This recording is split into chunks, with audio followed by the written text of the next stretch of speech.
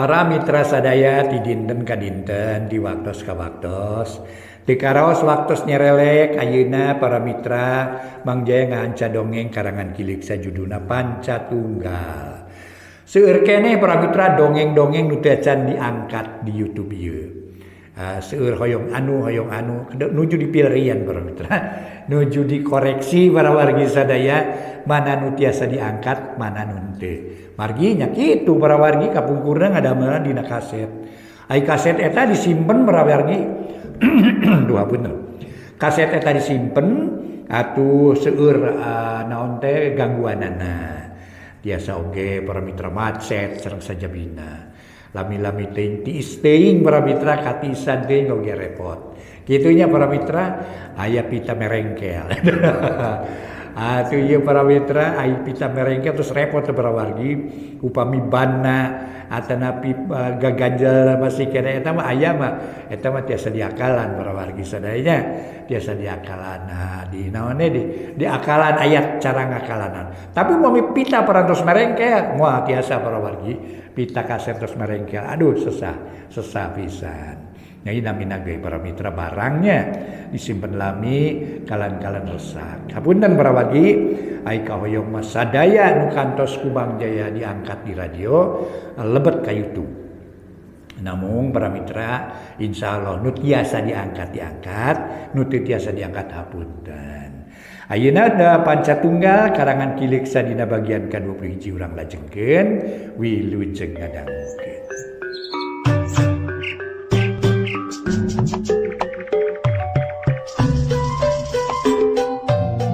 Para mitra kaum dangu, wilujeng tepang dangu sareng acara matuh dongeng enteng anu mana Mang Jaya bade ngabantun carios nyambung judulna Pancatunggal neraskeun hanca dongeng nu katunda kamari.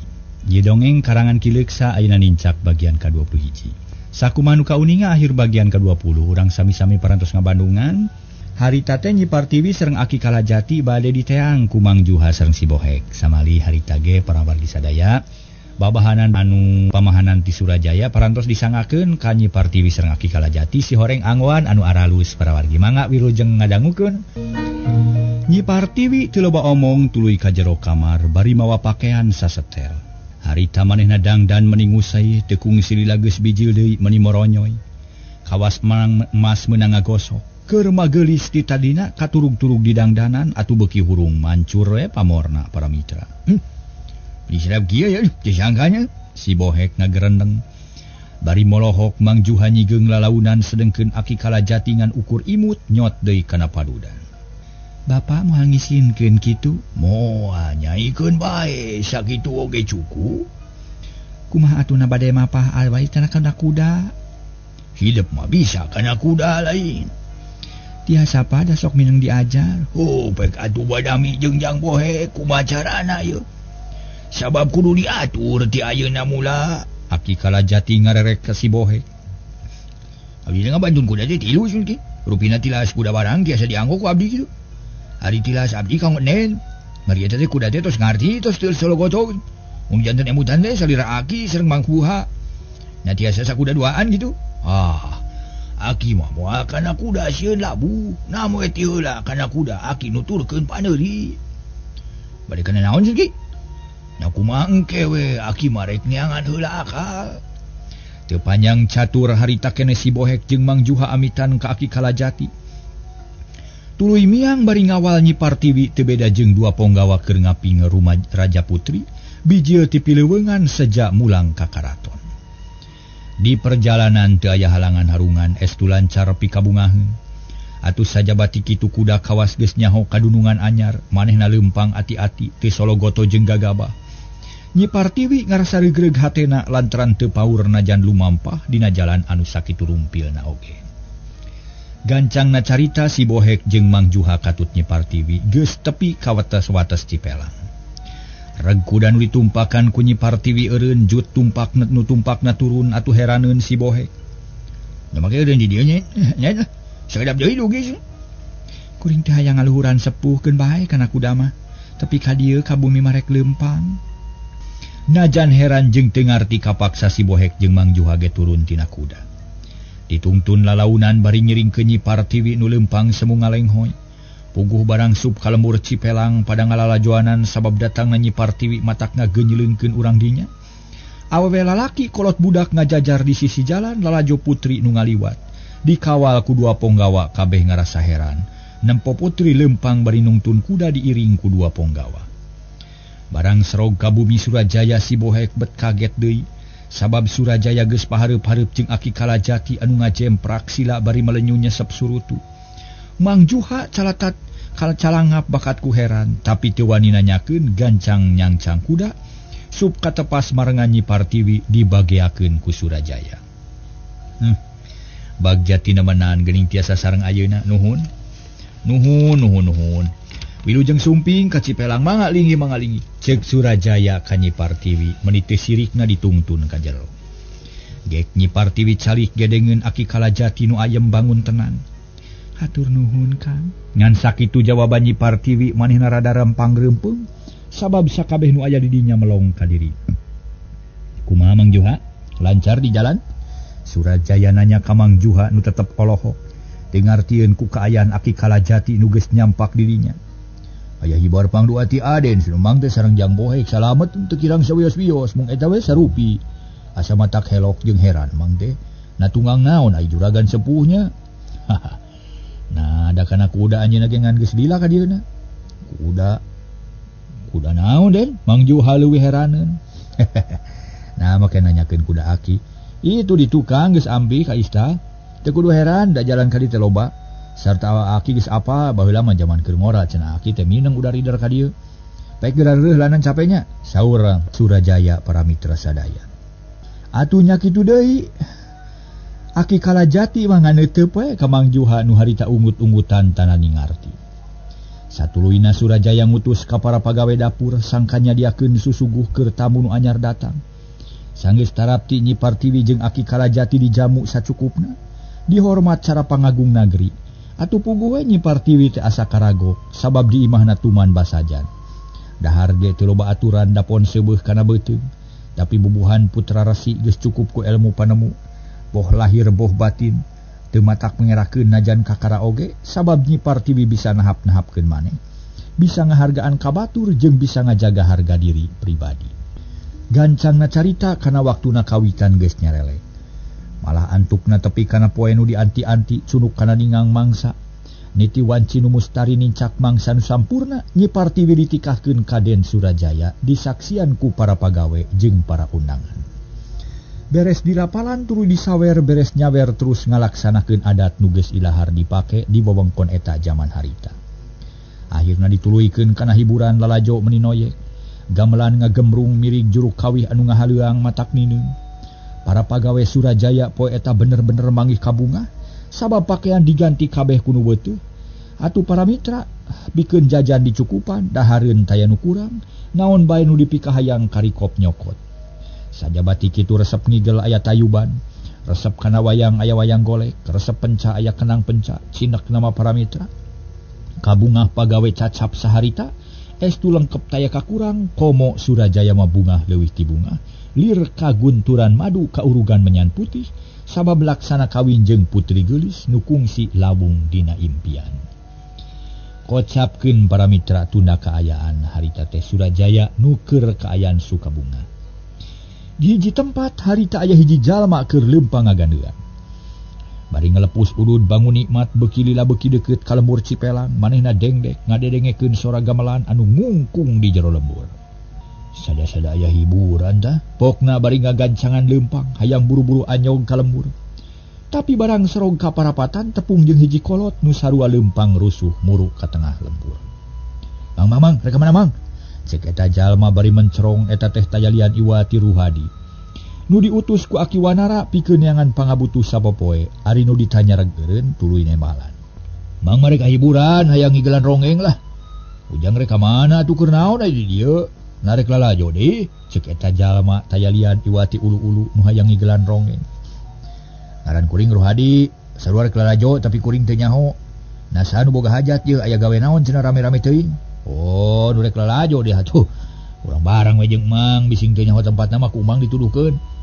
Jeung dibisi Ujang hayang nyaho kana boga hajat narek dibejakeun. Eta teh keur hajat kawinan nu kawin Surajaya ka Partiwi.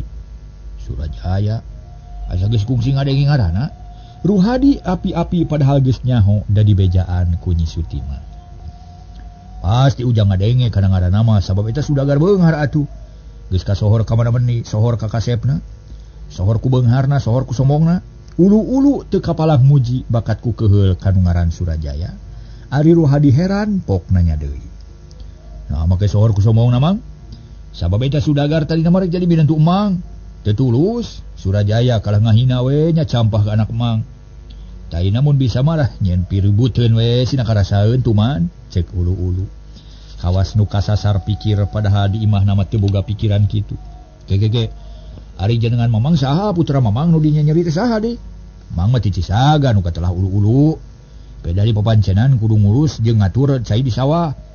Ari anak mang ngaran Sutimah manehna meunang ka nyeri ti Surajaya alatan ditampik sacabodogan, sapajodogan. Ayeuna anak mang kabur nepi ka ayeuna can balik-balik. Kulantaran kitu hate emang panas ku Surajaya teh asa dihina. Oh, jadi kitunya.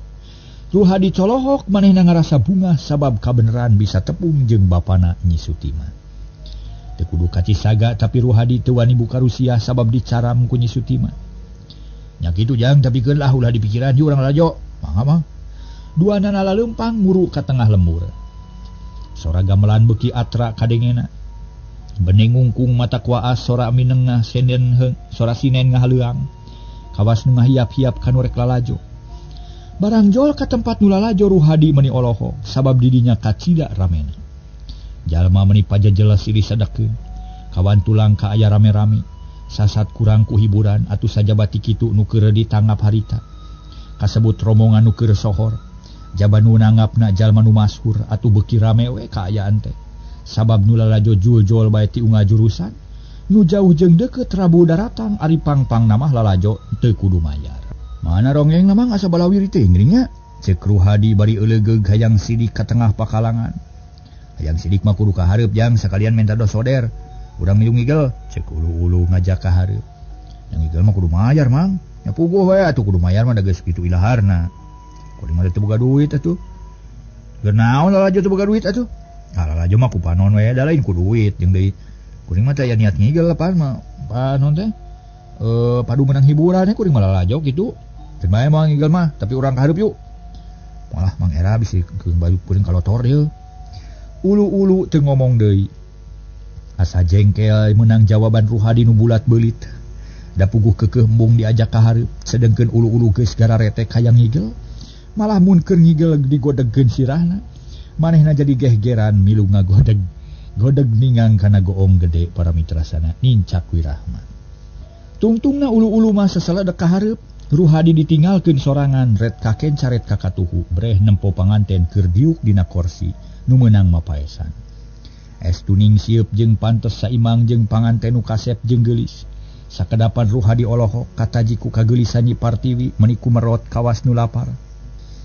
Mun aing boga pamajikan gitu meureun teu kebat ngomongna kaburu aya nu noya ti tukang. Barang direret hiji jajaka nulak cangkeng bari jebi pok nyarita. Ulah buluk teuing ngalamun jatuh euy. Mane mah moal laksana boga pamajikan geulis jeung diulang ngimpi euy. Eta mah istri sudagar kaya lain bandrak-bandrakeun atuh pokna si janu ngajejele. Atuh pugu Ruhadi menika kerot nahan amarah hatena panas beungeutna geuneuh. Sia teh budak di mana ngahina-ngina teuing sia ka aing? Can wawuh ka aing sia gagabah ngomong teh. Nya wawuh ti mana tepungnya ka kara ayeuna. Nah atuh sia kumaha wani ngahina ka dewek? Aing di kieu ya. Ruhadi beuki ambak sakilat peureub katuh nyayang ngalayang kana tarang si jajaka keduk lengak si jajaka ngalengak. Bari ngoceak bakat kureuwah rubuh bari ngusapan tarang bumi alam asa muter. Jalma-jalma nu aya di dinya ngadak-ngadak moyeg patinggalieu kanu aduh-aduhan. Tapi si jajaka teu malire manehna nyuuh bari ngahega. Ruhadi rikat nyusup kana sela-sela jalma loba atuh sakedeung geus teu kanyahoan teuing ka mana leosna. Keur kitu aya aki-aki nyamperkeun horeng aki onyo nu keur lalajo ngarasa heran ngadenge nu ngoceak. Barang red kanu nyuuh aki onyon kerung pok nanya. Kunaon Utam? Pokna horeng si Utam nu kabeunangan. Ampun ki tarang aya nu nonyok ki bari cengkat lalaunan. Nah saha nu nonyok ka maneh teh? Naon pasalna? Da moal nyari nonyok teh bubugu mah, sagalu pageda kudu aya sabab musababna. barabat ku Utam dicaritakeun sajujurna. Atuh nu ngariung di dinya pating serengeh seuri leutik, akhirna mah malik deui kana lalajoaneun. Teu malire kanu keur cacarita, ngan Aki Onyon kataji pok nanya leuwih api. Kumaha jagananya euy jeung pakaiannya euy? Dedeg jeung beungeutna mah bosongot, godegna kanel, buukna jabrig. Dina tarang aya karang buluannya, dina tarangna aya karang buluan make baju hideung, disolenang sarung, geus belel deui sirahna dibengker ku lemah kulao. Kitu inget teh. Aki Onyon ngahuleng para wargi mikiran dedegan kitu. Ras inget kana kajadian di jurang teh basa ngubrak ngabrik sayang garong. Akhirna para wargi sadaya bereh katempo beungeut garong nu bareunang. Dedeganana ampir rata kitu ras inget ka si Ruhadi nu kabur teh. Moal saya dang tu balad si Ruhada tadi. Nu kabur tadi. Sahaki utamoloho. Nu madak bega di ulang nu kungsi kabur ka leuweung. Deka udag sigana wae ayeuna geus kumelenang deui ka dieu. Rek nyangan palingeun tadi aduh. Sila kayu mun balangah madak rugi gede ieu. Yu tuturkeun Aki urang bebeja kana boga hajat sangkan adik-adik. Mangga Ki. Beraduana namiang seseleket ka tempat nu lalajo. Muru hiji rohangan gigireun panggung maksud Aki Onyon rek bebeja ka si Bohek atawa ka Mang Juha yen di eta tempat geus aya jalma jahat anu kumelendang. Tapi sigana bae para mitra Ruhadi leuwih kesit batan Aki Onyon. Sabab samemeh Aki Onyon tepi kanu dituju belah kulon kadenge anu ribut. Nu lajo paburisat lalumpatan nu dagang pating jerewet sabab dagangan loba nu bahe kadupaku nu lalumpat. Horeng aya orai gede luar leor ka tempat anu lalajo, eta orai ngahaja dibawa ku si Ruhadi dilepaskeun dirinya keur ngaributkeun jalma. Akibatna nu aya di jero imah paheula-heula nempo kaluar. Nu di dapur cul pagawean hayang nempo kanu ribut. Dina kaayaan kitu Ruhadi asup ka imah, langsung ka tempat dahareun kop kana karung, lep-lep barang-barang nu dibutuhkeun kana karung. Dasar sagala roba jeung sagala nyampak atungan kari milih we. Dina waktu ngan sakiceu Ruhadi geus hasil ngarung kadaharan anu ngareuna. Ditambah ku pakaian anu aralus meunang ngarawelan sabeunangna, geus kitu mah celeng luncat tina janela tukang. Berengbeng lumpat satakar tanaga, gero aya jelema ngagero tari. Bangsat, bangsat cenah. Puguh we jalma teh beuki moyeng. Nu lalajo teu puguh tujuanana pating koloyong teu puguh. Aki Onyon guguk para mitra celeng luncat ka kaler belecek mudag nu lumpat. Dituturkeun ku Utam anu sababara urang jeung sababara urang nu ditugaskeun ngajaga keamanan. Malah anak buah si Bohek ge aya nu milu ngarunudag. Tapi taya gunana sabab Ruhadi lumpatna tarik kawan tugas boga andalan. Nu kuat keneh ngudag iwati Aki Onyon najan geus aki-aki ge bisa keneh nyusul Ruhadi. Nu akhirna tepi ka sisi leuweung nu kacida jauhna ti lembur Cipelang. Bus Ruhadi ka jero leuweung ku Aki Onyon diudag. Tapi repoek Aki Onyon ngahunted teu bisa maju, hatena kalaka keung jeung sesebelakan. Masya Allah. Nah aya naon ieu teh nyapiraku ari ngadadak poek onawan mah. Panji teh beurang kene, ceuk Aki Onyon heraneun. Sabab leungiteun udagan kapegat ku poekna leuweung, kapaksa Aki Onyon balik lengoh, manehna mikiran jalma nu asup ka eta leuweung. Kocapkeun di Cipelang kira-kira pukul 4 sore nu hiburan teh eureun, rek diteruskeun deui peutingna bada Isa. Puriak nu lalajo bubar paranaya gareureuh heula disuguh dahar ku nu boga hajat. Harita Surajaya nyaur ka si Bohek nu disaur gancang nepungan. Bohek, naon tadi kejadian jeung aya meuni ribut-ribut kitu? Aduh, cilaka jeung sun aja bangsat kurang ajar asup ka dapur teh. Kue-kue sieun nu ical sarung mauci tukang sangu leungit. Totopong Aki Empin nu keur dipoe dina pagar di jewang. Rupi-rupi katuangan leungit aja. Ceuk si Bohek bari pepeta manehna ka karapieu meunang laporan tinu di dapur. Kurang ajar ieu ngahina ngaranna beurang-beurang aya bangsat. Komo mun peuting naon wae atuh gawe tukang ngajaga keamanan teh. Surajaya keheuleun beungeutna katara geuneuk. Ari Nyi Partiwi ukur ngabandungan teu milu nyarita ngan Aki Kalajati semono mikir. Da tadi kerung bari ngusapan tarang. Sungguh ngajaga perantos usaha saja kapola aja. Ngamankeun ieu hajatun. Nanging bangsat nu tadi teh maling kaduangan. Anehnya teu matak bingung ya. Mun matak bingung teh mari di bibir palikulon.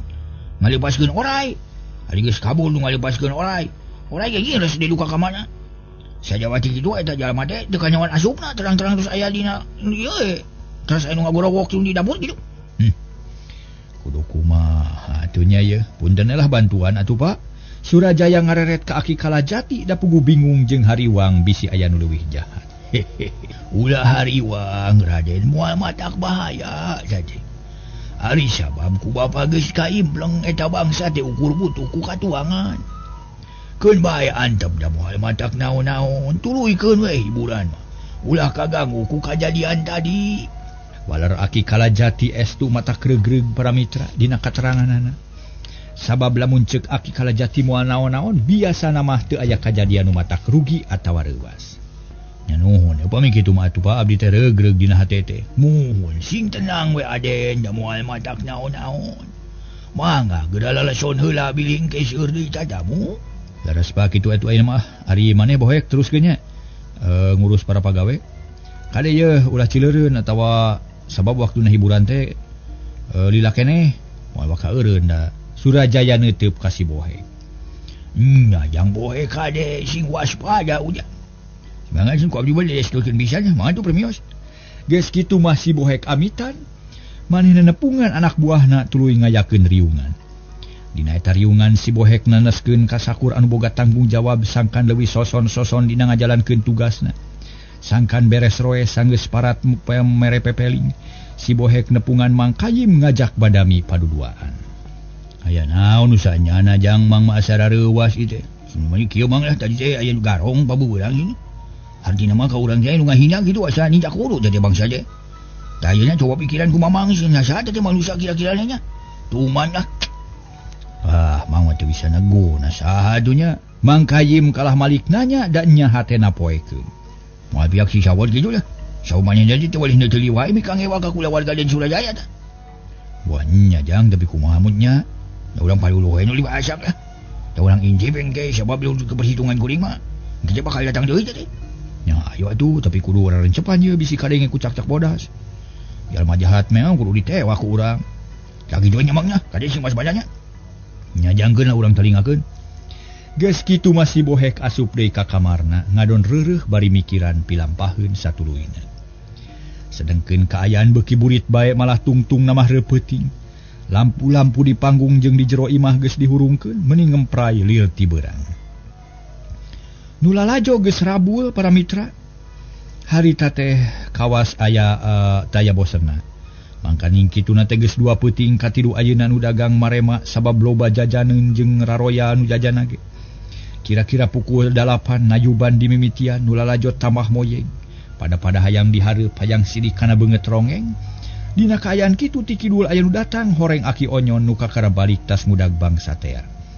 Aki Onyon hayang buru-buru nepungan jang bohek. Rek nyaritakeun masalah eta kabeneran tepung di deukeut papangungan. Jang bohek Aki teh aya picaritaeun ieu teh.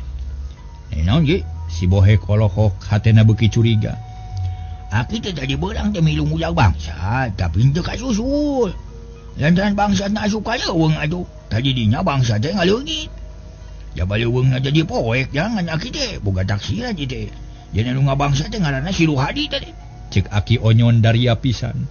Tapi si bohek teu percayaeun. Ya di mana Aki na make wani nyarita kitu? Apa Aki teh kana dedeg-dedeganana? Jeung nyaho kana kalakuanana ge. Naon sababna kitu? Darak-dak ku Aki Onyon diterangkeun tina perkara ngaburak-balik. Garong di Cijulang teh si bohek ngabandungan kalayan daria nu akhirna percaya ka Aki Onyon. Nyamun kitu carana mah kuring percaya tuh. Tapi kacurigaan kanu kangaran si sawor tetep aya bisa leungit sababana nu kageupeujeukeun. Hayang ngariweukeun ka Den Surajaya teh. Naon sababna make curiga kitu jang kangaran sawor? Ya sabab geus jelas atuh nu ngaran sawor teh neuteuli ka Den Surajaya. Kaya adina teh tulis dikawin gitu kan. Tak gitu kudu dulungan kuring teh. Aduh da ayeuna teh dulungan kuring teh. Geus kawin ka yang putri ti Parewulung sing jang teu si sawor ngarasa panas. Nu akhirna manehna usaha saja ka bawa kitu ngaganggu kanu kelisukan-sukan. Tadi nu dipake dasar pemikiran teh. Aki Onyon ngahulang. Mikiran omongan si bohek sakapeung percaya sakapeung henteu. Nu akhirna pamadegan Aki Onyon teu anger. Nu tadina rek ngabantu ka si bohek jadi mandeg mayong akhirna pok nyarita. Aki mah daek soteng udag nu jahat peda boga rasa tanggung jawab jang bohek. Hayang milu ngabasmi nu jahat, tapi mun ujang boga pikiran gitu mah Aki mah moal pipilueun mangga tuh permios. Leos Aki Onyon balik teu ngadaguan jawaban ti si bohek. Ari si bohek ngahulang panon melong ka Aki Onyon nu ngalios indit. Lila-lila manehna sadar yen kudu ngajalankeun tugasna. Sabab acara hiburan tereh di mimitian. Malah tekung si Lila ge sora gamelan geus nang-nengnong nu lalajo surak ayeuh-ayeuhan. Si Bohek buru-buru nepungan Mang Kayim ngabejakeun ngeunaan obrolan jeung Aki Onyon nu tas mudag bangsat. Mitra kaum dangu, gancangna carita hiburan geus lekasan, rombongan kasenian geus barali. Di bahanan duit jeung berkat nu nyugemakeun, para pagawe mimiti ngurangan sabab nungtutan baralik nu akhirna tinggal pagawe matuh nu boga kawajiban pikeun ngurus kulawarga Surajaya. Kocapkeun saminggu ti harita Aki Kalajati bebeja ka Surajaya yen anjeunna moal bisa maturan anakna. Moal bisa tetep tumetep di Cipelang atuh puguh Surajaya handeuleun sabab kahayangna Mariung mungpulung jeung manehna di dinya. Bapa naon margina alim linggih di dieu padahal abdi teh kacidang harepkeunana supados kersa nyarengan abdi di dieu. Margi abdi teh tos digaduh sepuh malah madulur ge teu aya deui. Ceuk Surajaya terang-terangan dadalkeun kahayangna. Sumuhun Bapa, saya nama atos we tu di dieu bade naon di ditu. Apan sadayana tos teu araya? Nyiparti bisa hate jeung salakina. Hehehe kaharti. Kaharti ari kitu mah Aden, tapi bapa teh lain teu hayang riung mungpulung jeung nu jadi anak. Lain teu hayang ngapi ngajaring ka nu jadi anak, tapi bapa teh boga kene kawajiban, boga kene pagawean nu dacan rengse. Tah kulantaran kitu, bapa menta kasadaran ti sadayana sangkan ngidinan ka bapa pikeun mulang deui ka Parebulung. Ari nu jadi sababna kahiji bapa teh keur maratkeun ngulik ilmu pangaweruh nu can sampurna. Boga hanca nu kudu buru-buru direngsekeun keur kapentingan sarerea. Adu kaduana bapa teh boga murid 4 nu keur init-initan dina raraga milu saembara teh. Tapi tepi ka ayeuna can aya nu mulang. Bisi isuk jaganing pageto aya nu datang. Bapa teh hayang nyaho datangna gitu. Hayang kasaksian hasilna. Atuh saja batik itu bapa teh boga kene kawajiban pikeun ngadidik eta murid nu 4. Sangkan jadi jalma nu berguna pikeun balarea. Tak kitu nu jadi sababna mah kumaha kaharti ku Ade. Aki Kalajati tandasna keur nyaritana. Kahartos pami kitu mananging namoal tiasa upami ngalih we ka dieu. Murid bapa piwarang sumping ka dieu sakantenan, ceuk Surajaya keukeuh hayang kacicingan ku kolot. Ih ari Aden. Pangna bapa misahkeun maneh kanu sepi teh hayang jongjon ngulik ilmu panemu. Hayang tiis ceulih herang mata supaya hasil nu dimaksud. Mun bapa aya di tempat ieu moal jongjon dina neuleuman rupa-rupa ilmu. Nu akhirna cita-cita bapa moal hasil. Tah kulantaran kitu bapa mah tetep moal bisa ditawar deui. Kudu cicing di Parebulung. Naon sababna? Sabab umur bapa teh karisa eutik deui lamun teu digunakeun kalayan hade. Bisi mubah taya hasilna. Samemeh bapa maot, bapa teh hayang ngahontal heula cita-cita kitu tah. Nu engkena rek diwariskeun ka nu jadi anak, sangkan mangpaat keur sararea. Nyatana ilmu tah kitu. Nya upami kitu mah sawios atuh abdi kapaksa bade ngiringan we kana naon-naon nu dimaksad ku bapa. Neng upami elat nepangan abdi teu kabujang silaturahmi mugi kersa ngamaklum we. Ceuk Surajaya akhirna mah nurut kana rencana Aki Kalajati. Teu naon-naon bujang ku bapa dieu maklum sabab Aden mah sudagar nu bakal riweuh ku pagawean. Insyaallah mun bapa aya kene umur bari sehat rek nempoan ka dieu. Ngan bapa rek amanat kahidap partiwi omat sing bisa mehapikeun diri sing ngarti kana kewajiban salaku istri sing ngarti kana kewajiban salaku istri sudagar. Ayeuna mah panutan hidup teh caroge nu kudu diturut nasihatna, kudu dihormat jeung digugu parentahna. Upama aya pasalingsingan paham ulah rek dijadikeun, ulah rek dijajadikeun. Ulah dipapanyangkeun, tapi kudu buru-buru dimusyawarahkeun sangkan aya kasaluyuan antara salaki jeung pamajikan. Atuh satuluyna omat sing sabar tawakal, sing bisa mawa diri dina raraga ngambah sagara rumah tangga. Sabab rumah tangga teh teu gampang, bakal timbul rupa-rupa gogoda jeung dodoja nu moal luput keur sing sabae oge nu geus rumah tangga. Tak kitu amanat ti bapa teh keur hidup. Atur nuhun Bapa, sagala rupi piwejang ti Bapa katampi kalayan kabingahan. piwejang Bapak pada didamel obor kanggo nyaangan jalan kehidupan abdi. Tema Nyi Partiwi dari anaker ngan hatena jadi lalawang asa honcewang rek ditinggalkeun ku bapana. Dah bener kitu, syukur lamun kitu mah Bapak percaya. Yen hidup bakal bisa mawa diri, bakal bisa nyang hareupan rupa-rupa kajadian nu bakal kaalaman. Sabab hidup geus dibere rupa-rupa ilmu panemu ku Bapak keur ngapi ngajaring diri hidup. Sangkan ulah ngatog teuing kitu tah. Da ayeuna mah Bapak rek amit ka sararea ka hidup jeung ka Aden. Bapak sejam mulang ka padepokan rek nuluykeun hanca. Muga-muga sing salamet sararea. Aki Kalajati amit teras ngajak sasalaman ka Nyi Partiwi jeung ka Surajaya. Wilujeng angkat Bapak mugi sing salamet di perjalanan. Ceuk Surajaya kapaksa ngajurungkeun ka Aki Kalajati. Nuhun Bapak wilujeng angkat. Nanging sing atos-atos di jalan oge ulah petot-petot ngaduakeun ka abdi. Nyi Partiwi carindak-dak. Teu boleh sedih ari rek ditinggalkeun mah. Ulah salempang geulis. Bapak bisa ngajaga diri sarta moal poho naneda kanu maha kawasa. Sangkan hidup di tangtayungan kumantena sing ikhlas jeung sing gede hate. Sabab ayeuna mah hidup teh geus waktuna diajar hirup sorangan. Mun manuk mah geus waktuna ngalepaskeun. Lepas tina pangawasaan Bapak sabab geus boga kawajiban sorangan. Amit Bapak sejamiang ayeuna pisan. Aki Kalajati cengkat geus hayang gerabral miang. Saya nama jajapkeun atuh kupun bohek atan nepi ku Mang Juha. Teu kudu, Aden teu kudu Bapak marekin di sorangan we. Manggat wilujeng angkat. Geus kitu mah para wargi sadaya Aki Kalajati miang dijajapkeun ku paneuteub Nyi Partiwi nu ngarasa honcewang ditinggalkeun teh. Hatena ngadadak-dadak saber jajantung ratug timbul rasa was-was dina jero dirina. Tapi Aki Kalajati ngiles dina pengkolan, geus teu katempo deui jigna. Masih keneh ngalangkang dina kongkolak mata para mitra sadaya. Malah sorana masih keneh nongtoreng dina ceuli. Harita teh kaayaan Aki Kalajati anu memang nyaritana halimpu jeung dina rengkak paripolahna estuning matak nineung pisan. Surajaya harita nyarita, Nyai sing sabar sing tabakal ulah ngaraos alit mana. Sabab sanos tabi sareng Rama oge caket sareng engkang. Ceuk Surajaya bari ngaleng Nyi Partiwi. Surajaya surti yen bojona ngarasa leungiteun ku mulangna Aki Kalajati. Kakang abdi mah asa ngalongkewang asa leupas tina kekembingan. Kumaha abdi atuh Kakang nah jadi kieu? Nyi Partiwi ngalak ketayeulir di pupul bayu atuh gek calik dina kursi. Dibeyeng ku Surajaya. Nyai akang ngiring ngaraoskeun kana naon-naon karaos ku manah Nyai. Tapi sing percanten Nyai. Engke moal naon-naon margi aritos lami mah biasa deui. Mugi sing sabar tawakal ulah aral subaha. Sabab geus kieu kedahna dabongan tuang Rama teu kenging diwagel. Kakang abdi ridho paturai sareng pun Bapak margi ayeuna mah tos kawajiban abdi. Kanggo bela tumutur ka salira salaku salaki abdi.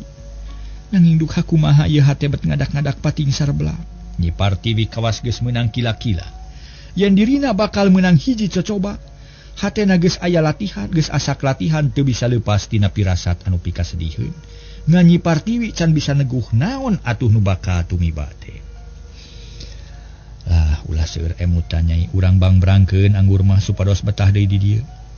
Sarta teu emut ke katuang Rama keun upami aya waktos urang haja ngalongok ka Parewulung. Bari sakantenan jalan-jalan milari hiburan atanapi urang amengan ka kota supados terang kana kaayaan di kota. Surajaya sadar kalayan sabar ngalalemu hate Nyi Partiwi. Sangkan teu inget wae kanu jadi bapana. Para wargi sadaya sadar kana kajadian nu kaalaman Nyi Partiwi nguat-nguat maneh hatena diteger-teger sangkan teu nguciwakeun ka salaki cipano nu ampir bedah disusut pok nyarita leuleuy. Engkang abdi regreg ayeuna margi percanten salira engkang barisnya ka diri abdi. Atuh abdi oge janji dina sahati sejasa tiasa tuhu lahir batin ka salira mugi katampi. Ih Nyai katarima ku engkang. Jeung deui memang kitu kuduna urang teh kudu silih pikanyaah silih pika asih. Silih pihapekeun diri sabab antara Nyai jeung engkang geus teu aya hahalang deui. Di ayeuna kapayun urang silih belaan, silih pikanyaah jeung silih pika asih. Sarta urang babarengan neangan kabagjaan dunya akhirat tah kitu Nyai. Surajaya apik pisan nyaritana nyerep kana ati sanubari. Para mitra sadaya dugi ka dieu heula carios nyambung nu judulna nyaeta Pancatunggal.